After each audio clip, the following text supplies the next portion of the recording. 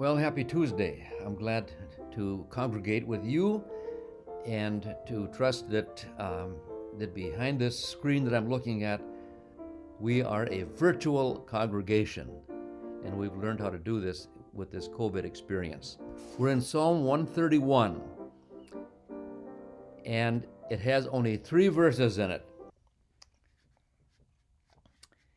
And here, this is what it says. O Lord, my heart is not lifted up. My eyes are not raised too high. I do not occupy myself with things too great and too marvelous for me. But I have calmed and quieted my soul like a weaned child with its mother. Like a weaned child is my soul within me. O Israel, hope in the Lord from this time forth and forevermore. So he starts out with a long verse, relatively long verse, in which he keeps talking about, in his own way, he's doing this parallelism thing again. He says, my heart is not lifted up, my eyes are not raised too high. That's parallelism.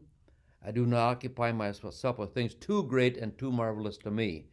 That is just kind of an expansion of that idea that he's being humble before God. He's humbling himself before the Lord because he realizes that this is a God-pleasing posture.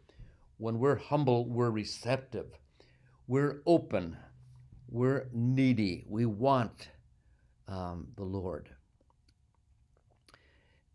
Then he says in verse 2 something that's rather quizzical, and you may think it's ironic that I should pick up on this verse, being a male of the species, because it refers to a mother and a child.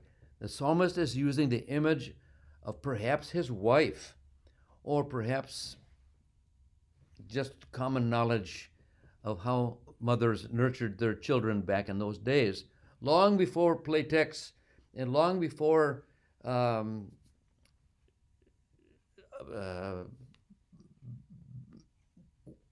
mixing powders with milk or whatever it is to feed a baby.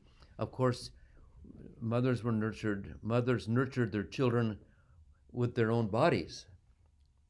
And so that's what the psalmist is saying. He's saying he's calmed himself. Now he earlier talks about he's being humble, but now he says he's calmed and quieted his soul like a weaned child with its mother.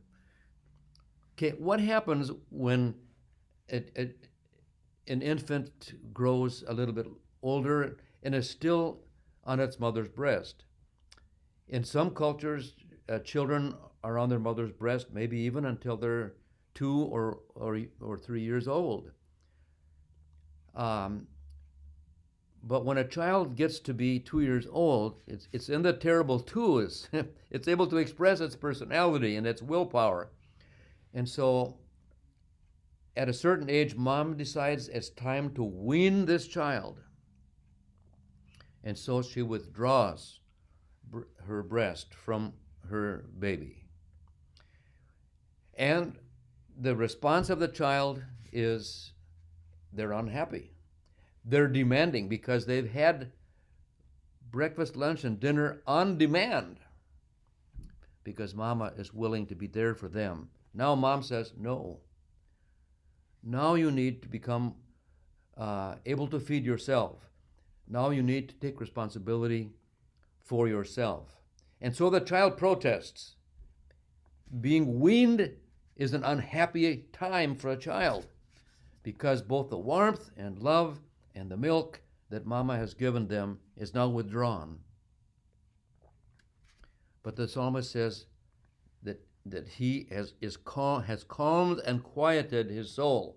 He's done protesting that God isn't doing just what he wants, isn't just giving him that milk that he needs right now and any time he wants it. He's calmed and quieted his soul. He's gotten over demanding things from God, and he has become like a weaned child. In spiritual language,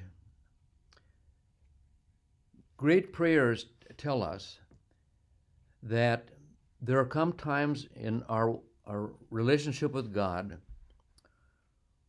where God chooses to not give us emotional experiences. When our sense of His nearness, His peace and joy is not given to us like candy to a child or like mother's breast to her baby. And so we need to learn to calm ourselves and quiet ourselves before the Lord. And we need to learn how to take nourishment ourselves, to use the means of grace, to be ourselves, in fact, comforted by what God has given us for spiritual food to fill our needs and to energize us and even to comfort us. And so we close off with this verse again from Song of Solomon, chapter 5, verse 2. I slept, but my heart was awake. And so the psalmist he may be physically sleeping, but he's a light sleeper because he desires God's presence. And his heart is awake. His heart is awake for a knock on the door by the lover of our souls. Sometimes we knock on his door, sometimes he knocks on ours. Bless your day. Bye.